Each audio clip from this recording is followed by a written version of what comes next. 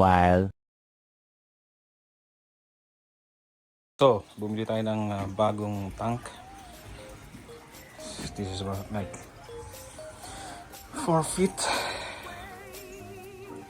At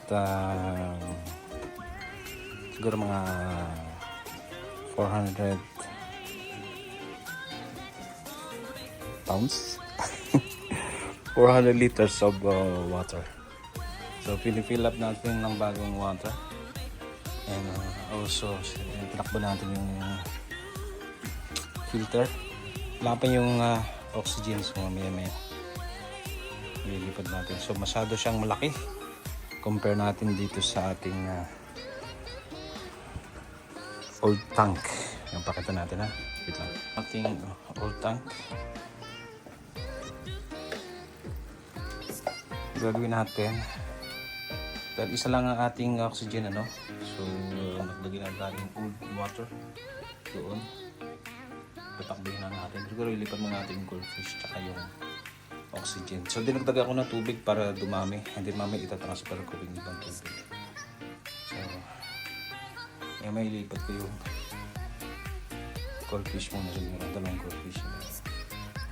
At nawa yung cool naman dito. Pero ilipat ko na siguro yung oxygen doon sa bagong tank. Let's go.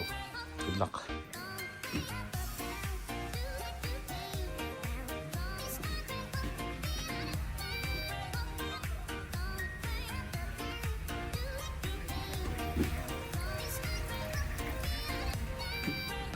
No ornament.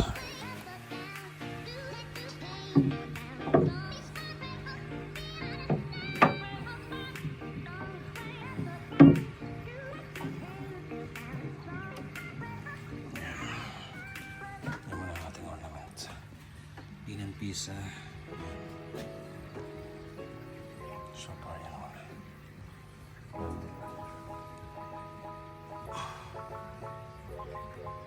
Try natin lagi yung goldfish.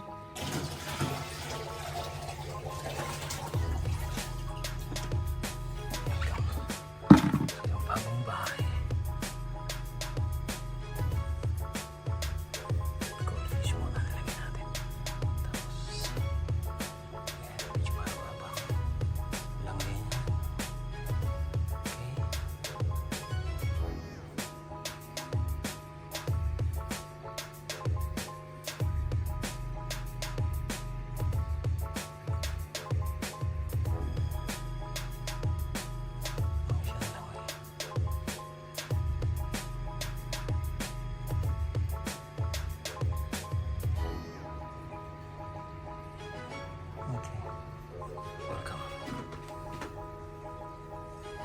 Dami pang tubig kailangan natin.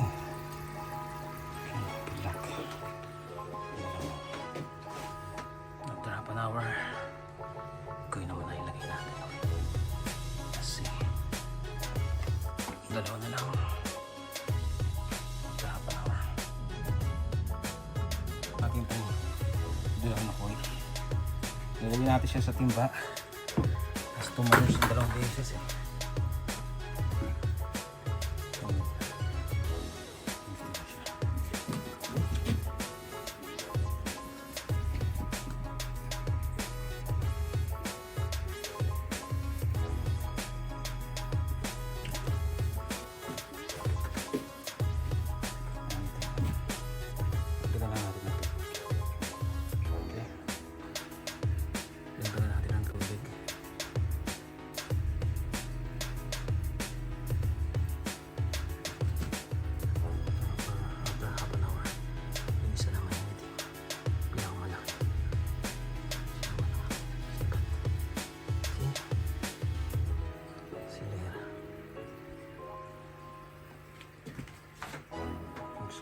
Marami pang tubig. Wala na sa 1/3 pa lang. 1/4. Marami pa marami. Natubig ka ba? Tumalon 2 beses eh. Wala na rin isang pinaka naughty.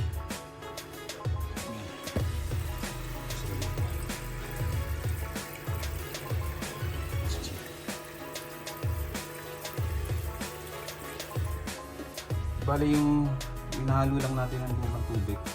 Tubig doon sa luma and then bago. Dagdag lang natin kasi napakarami. Siguro mga nasa 250 liters to ng water tank. So malaki. Kaysa doon sa dati natin 74 kilos yata. Pero 74 liters. So yeah. Yan na muna natin ma-adapt itong tatlo. At mamaya i-issue natin yung team na coil. Let's go. Isasolo siya ngayon dyan. Ito pinaka-naughty eh. Pinaka-makulit yan. Pinaka-makulit. Okay. Let's go. Half an hour. Nagwawala siya. Hindi po siya nawawala pero tinanggal natin yung oxygen eh. Pero nahihirapan siya umiyan. Kailan guys pa isang filter. Tanggal ko lang yung oxygen. Mga 5 minutes na nga lang siguro. Ibaga natin siya.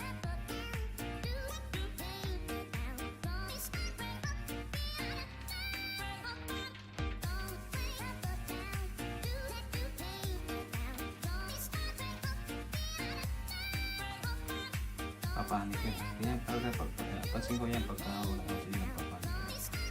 Yan. Ipad natin siya maya. SG. Yun na nga po no. Transfer na natin ang lahat nating fish. Especially ito itong si Black McCoy na makulit. Nagwawala siya kaya hindi ko na nalagay sa timba. Diniretso ko na siya. Talaga naman siya, atop naman siya. Adjust. At kalahati pa lang yung tubig, ano? Yung tubig sa tangke. Kailangan pa lang kalahati. Pero sa ako nadadagdag siguro after a week. So, mainly lahat ng tubig doon sa old aquarium ay nilipat ko rito. Dagdagan ko ng siguro mga dalawa nito. Tatlo. Pero hindi pa rin puno eh. Dami. Pero sa ngayon, kailangan natin mag-adjust sila sa bago nilang bahay. So, may mga pellets pa dito, hindi pa nila pinakain. Pigs. Hindi bago pa sila. So, hopefully, survive. Tingnan natin. Maya half an hour o after 1 hour. Okay? Doon kumakain. Ilaw kumakain sila ng food. So dito wala tayong ilaw. So direct sunlight tayo ngayon and then sa gabi naman wala namang ilaw. Meron tayong floodlight. So process tayo na pagmasdan muna natin and then pili tayo o kunin natin kung anong mga kailangan pa nila para maging malusog sila. Ayan. Okay, let's kitchen. Let's cheat. Yun lamang po, no? Salamat sa pagsama sa akin. Ito yung black koi, yellow koi, gold o orange na goldfish, tsaka yung black. Ayan, pag-uwi natin galing ng Cali, namatay yung sa ating black na goldfish. So, sad. Pero survive sila, 3 weeks. Salamat kay Parinda dahil inaalagaan niya, pinapakain niya. Pupunta din siya dito. Papakainin ang ating koi, tsaka ng goldfish. Maraming salamat da. Ito mabuhay nga. Ayan. So, update na natin soon ang ating mga fish sa bago nilang tank. Pakita natin yung luma natin tank na wala nang laman. SG! Ito. Hanapan natin.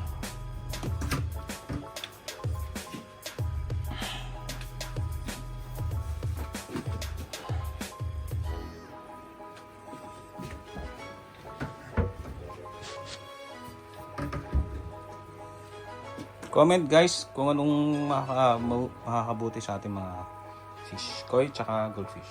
Thank you so much. Ating old tank na Malinis na. Sapang puso. Thank you.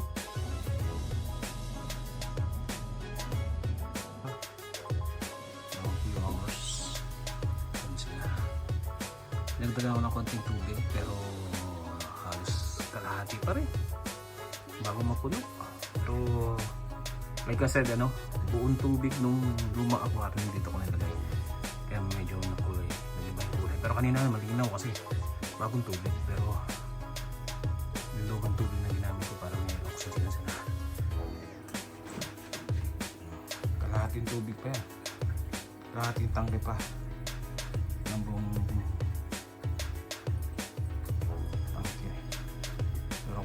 Settle sila kasi ang iniinom nila ang oxygen nila doon sa lumang tubig, kaya okay naman sila, happy.